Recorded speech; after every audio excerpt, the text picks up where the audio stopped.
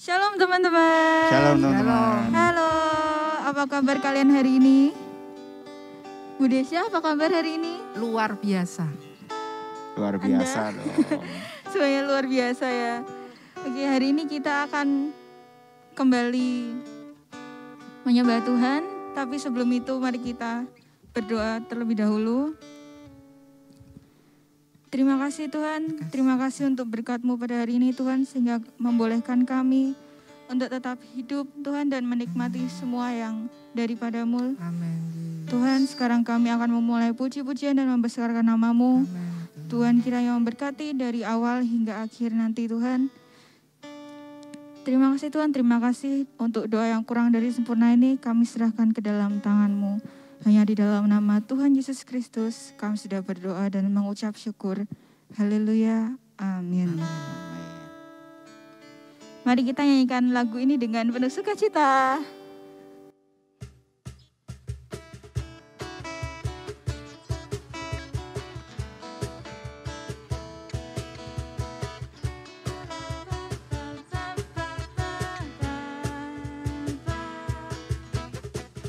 Bersorak-sorai, muliakan namanya, Dia berperang ganti kita. Bertepuk tangan, muliakan namanya, Dia selamatkan jiwa kita.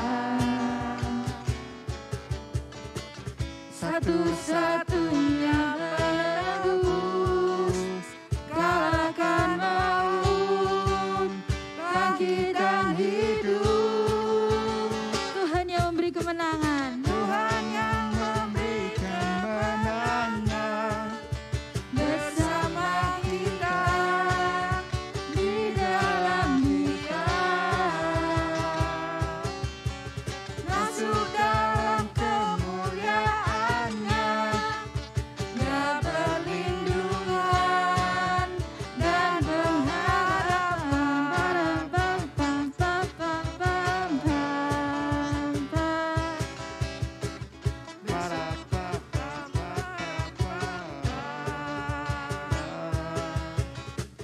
Bersorak-sorai, muliakan namanya, Dia berperang ganti kita. Bertepuk tangan, muliakan namanya, Dia selamatkan jiwa kita. Satu-satunya penebus, kalahkan maut, bangkitkan hidup. Tuhan yang memberi kemenangan, Bersama kita, di dalam kita. Masuk dalam kemuliaan-Nya, dan perlindungan dan pengharapan. Memberi kemenangan, bersama kita, di dalam kita. Masuk dalam kemuliaan-Nya, Dia perlindungan dan pengharapan. Dia perlindungan dan pengharapan. Dia perlindungan dan pengharapan.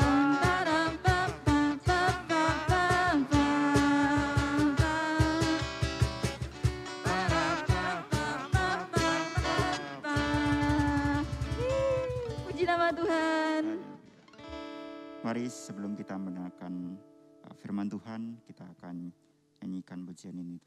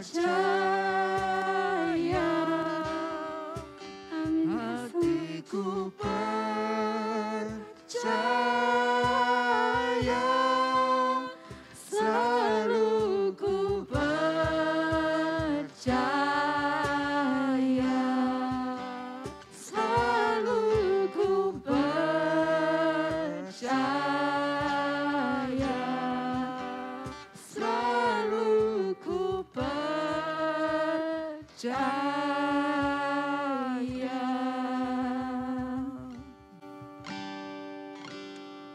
Terima kasih Tuhan, terima kasih Yesus. Terima kasih Tuhan, kami dapat memuji memuliakan nama-Mu Tuhan.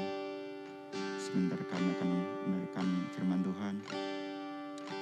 Kiranya Engkau memberkati setiap hati pikiran telinga kami Tuhan, untuk dapat mendengarkan Tuhan dan meresapi Tuhan, dan dapat melaksanakannya dalam kehidupan kami Tuhan. Memuji memuliakan nama-Mu Tuhan. Terima kasih Tuhan, hanya dalam nama Tuhan Yesus kami siap mendengar firman-Mu Tuhan. Haleluya. Amin. Puji nama Tuhan. Kita kembali bertemu lagi di ibadah pada pagi hari ini. Firman Tuhan pada pagi hari ini yaitu tentang perumpamaan seorang penabur. Tentunya pada pagi hari ini kita sehat semuanya kan? Sehat ya, Sarla. Teman-teman yang ada di rumah semuanya sehat? Puji nama Tuhan, Tuhan memberikan kekuatan dan kesehatan. Biarlah saat ini kita memberikan hati kita untuk ditaburi oleh firman Allah. Puji nama Tuhan. Firman Tuhannya tentang perumpamaan seorang penabur. Yesus seringkali mengajar dengan memakai perumpamaan. Sebuah kisah sederhana dari kehidupan sehari-hari yang menyatakan kebenaran tentang kerajaan surga. Nah, dikatakan kalau kita melihat di dalam Matius 13 ayat yang pertama sampai dengan ayat yang ke-9 dan ayat yang ke-18 sampai ayat yang ke-23. Di situ dikisahkan tentang perumpamaan seorang penabur. Ayat mas kita pada pagi hari ini yaitu terdapat di Ayub yang ke-22 ayat yang ke-22b. Dan taruhlah firman-Nya dalam hatimu. Firman Allah mengajarkan kepada kita semuanya supaya menaruhkan firman-Nya di dalam hati kita. Kita tahu bahwa hati itu sangat penting sekali untuk dijaga. Oleh sebab itu firman Allah juga katakan, jagalah hatimu dengan segala kewaspadaan karena disitulah terpancar kehidupan. Kalau firman Allah kita taruh di dalam hati kita. Dan firman itu akan memimpin setiap kehidupan kita. Dan kita tahu kalau firman Allah, kebenaran Allah ada di dalam hati kita. Maka semuanya kita sebagai anak-anak Tuhan boleh hidup di dalam kebenaran Allah. Amin. Nah, kita tahu benih yang ditabur adalah seorang penabur yang berbicara tentang firman yang diberitakan. Dan benih firman itu diterima di tempat 4 tempat yang berbeda. Yuk kita akan lihat di dalam Matius 13 terlebih dahulu. Matius 13 ayat yang pertama sampai dengan ayat yang ketiga. Pada hari itu keluarlah Yesus dari rumah itu dan duduk di tepi danau. Maka datanglah orang banyak berbondong-bondong lalu mengerumuni dia. Sehingga ia naik ke perahu dan duduk di situ. Sedangkan orang banyak semuanya berdiri di pantai. Dan ia mengucapkan banyak hal dalam perumpamaan kepada mereka. Katanya adalah seorang penabur keluar untuk menabur. Tadi saya jelaskan bahwa Tuhan Yesus seringkali mengajarkan kepada murid-muridnya tentang perumpamaan. Kisah kehidupan sehari-hari supaya apa? Supaya mereka boleh mudah dan boleh mengerti. Dan dikatakan ada seorang penabur keluar untuk menabur. Nah, penabur, benih yang ditabur itu adalah berbicara tentang firman yang diberitakan. Mari kita melihat di dalam ayat yang keempat. Di situ dikatakan ada 4 tempat yang berbeda. Yang pertama yaitu jatuh di pinggir jalan. Pada waktu ia menabur, sebagian benih itu jatuh di pinggir jalan, lalu datanglah burung dan memakannya sampai habis. Kalau kita lihat arti daripada jatuh di pinggir jalan dan datang burung dan memakannya sampai habis itu, dikatakan bahwa firman itu diberitakan, tetapi direbut oleh iblis sehingga tidak dapat tumbuh lagi. Dan kalau kita melihat di dalam ayat yang ke-9 di dalam Matius 13 ini dikatakan ketika mendengarkan firman Tuhan, ada iblis atau setan yang berusaha untuk mencuri firman itu. Firman yang kita dengar itu mungkin dengan cara apa? Ayo coba. Seringkali kita main HP. Ketika kita ibadah, kita main HP. Mungkin kita bales SMS-an WA-nya pacar kita. Ya enggak. Kadang-kadang kita enggak konsentrasi dengan apa yang kita dengarkan lewat pemberitaan firman itu. Atau mungkin kita mikir di rumah kita lapar, mama masak apa ya? Nah, itu diumpamakan seperti firman itu dicuri oleh iblis sehingga apa yang terjadi? Kita memikirkan hal-hal lain sehingga firman yang disampaikan itu hanya lewat di telinga kita. Benar enggak? Seringkali kita ketika kita dengarkan firman Tuhan lewat begitu saja. Kita tidak konsentrasi. Bahkan kita keluar dari gedung gereja. Kita sudah tidak ingat lagi apa toh tadi yang difirmankan Tante Disha. Ya enggak, ayo teman-teman, ayo. Benar, apa yang ada di rumah. Coba kita pikirkan. Seringkali firman itu tertabur di pinggir jalan. Sehingga apa? Kita tidak dapat apa-apa. Firman itu terbuang dengan percuma. Keluar dari gedung gereja, kita sudah tidak mendapatkan apa-apa. Karena apa? Kita enggak konsentrasi dengan pemberitaan firman itu. Yang kedua, dikatakan jatuh di tanah yang berbatu-batu.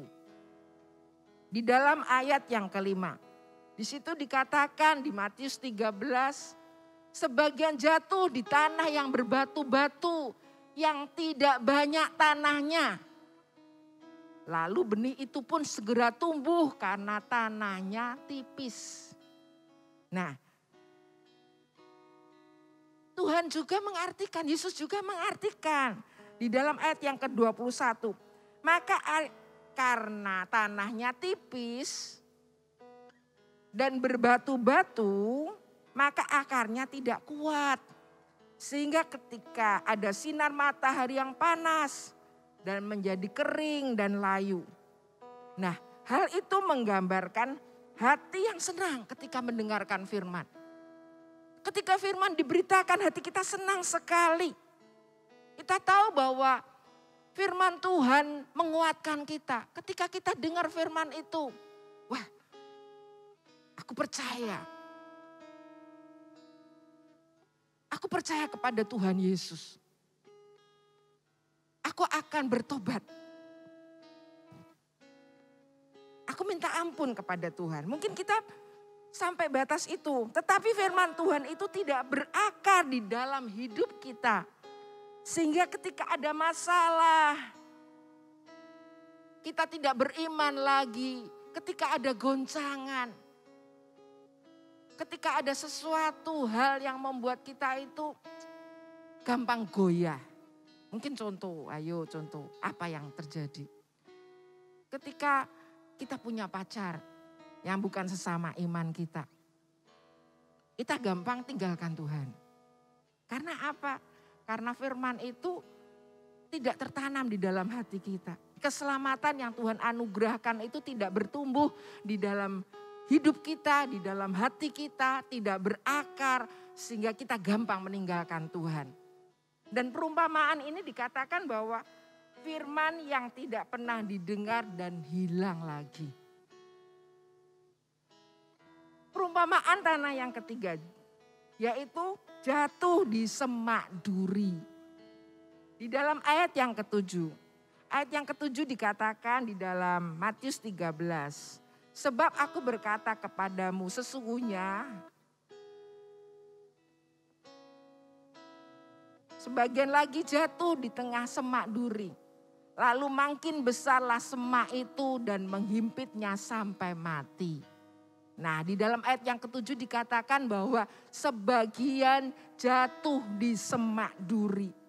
Firman itu tumbuh bersama-sama dengan semak duri, tetapi di dalam perkembangannya semak duri itu semakin tumbuh lebih cepat, lebih besar dan menghimpit firman itu hingga akhirnya benih itu mati.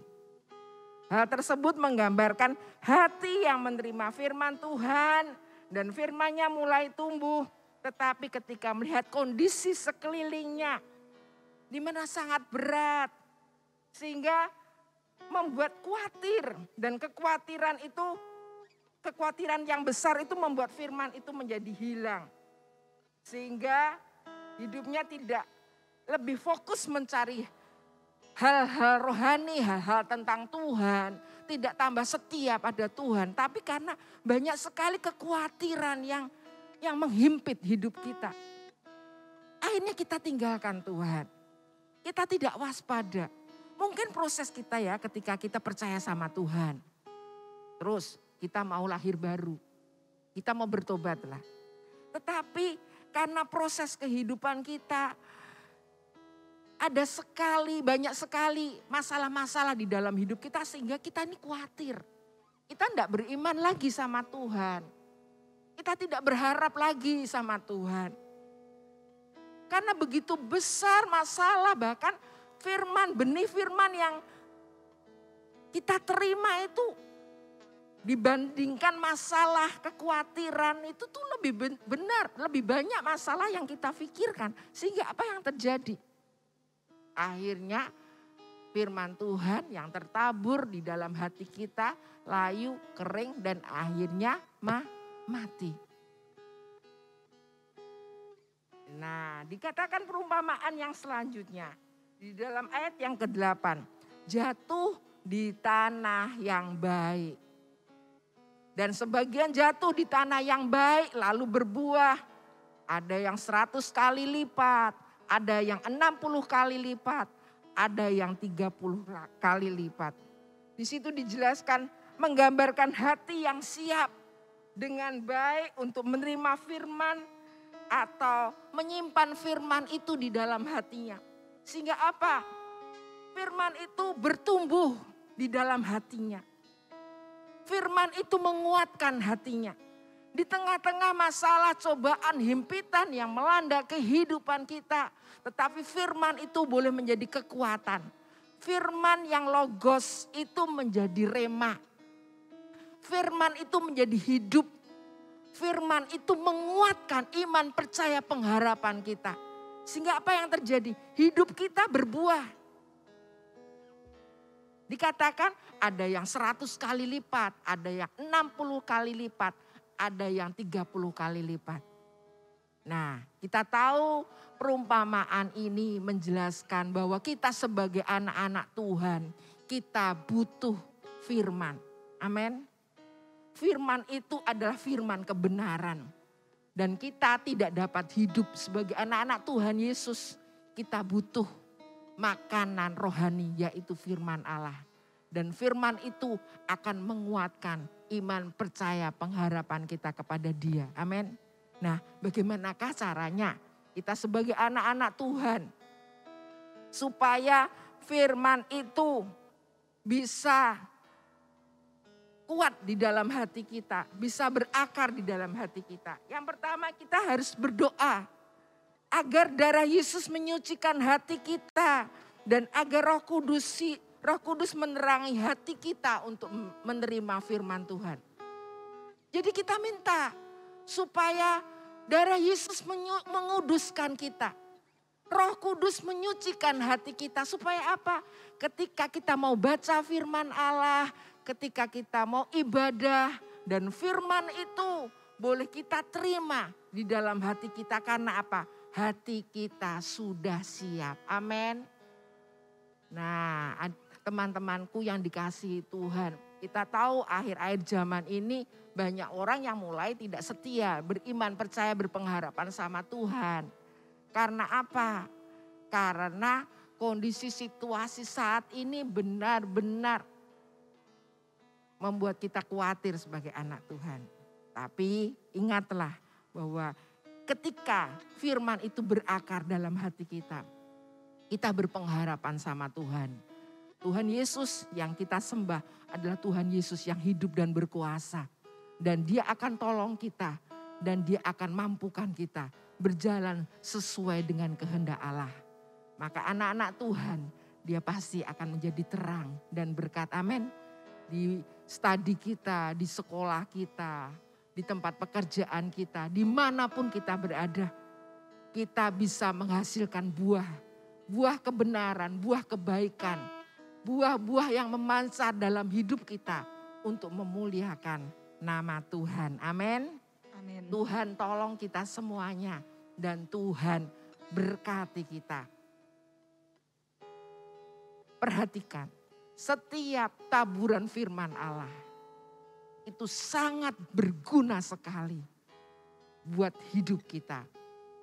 Ayat mas kita yaitu taruhlah firman-Nya dalam hatimu.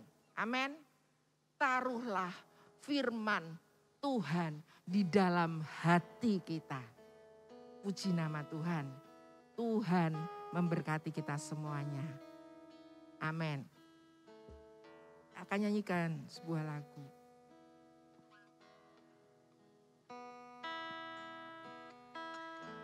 Jadikan bejana siap dibentuk.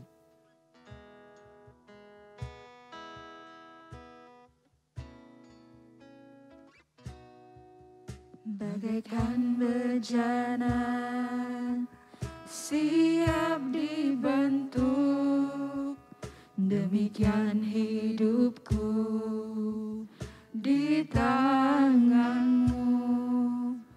Dengan urapan kuasa Roh-Mu, ku dibaharui selalu. Jadikan ku alat dalam rumah-Mu, inilah hidupku di tangan-Mu. Bentuklah seluruh kehendak-Mu, pakailah sesuai rencana-Mu.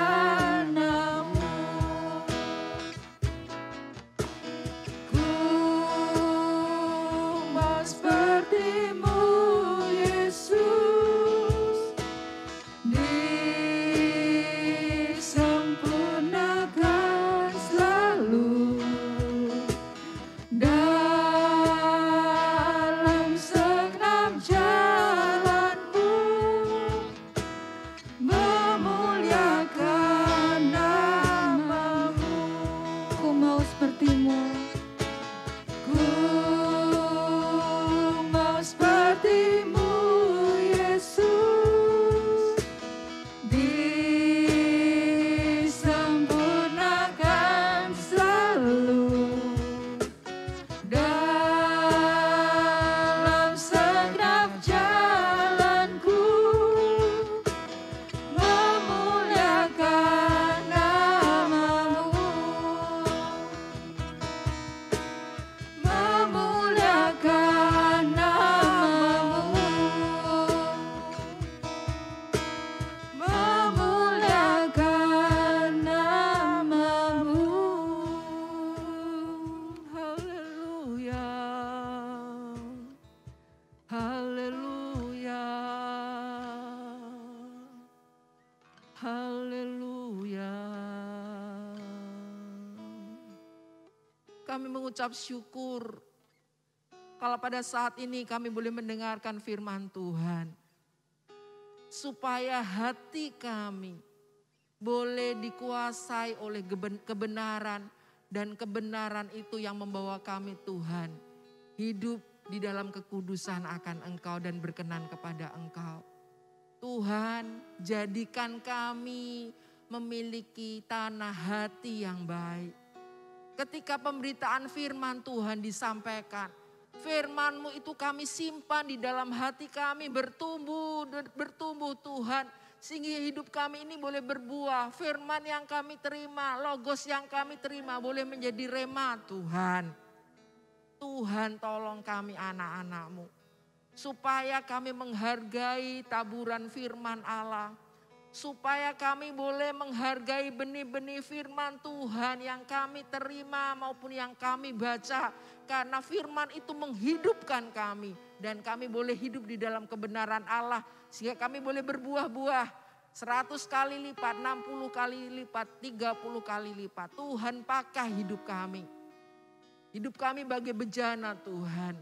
Dan kami serahkan di dalam pimpinan dan penjagaan Roh Kudus menguasai segenap hidup kami. Terima kasih buat berkat firman Tuhan, memberkati setiap pendengar yang mendengarkan firman Allah. Memberkati semua umat ketebusan-Mu, anak-anak-Mu Tuhan. Baik mereka yang di bangku kuliah, di bangku sekolah mereka. Tuhan memberkati. Anak-anak-Mu yang bekerja, Tuhan memberkati.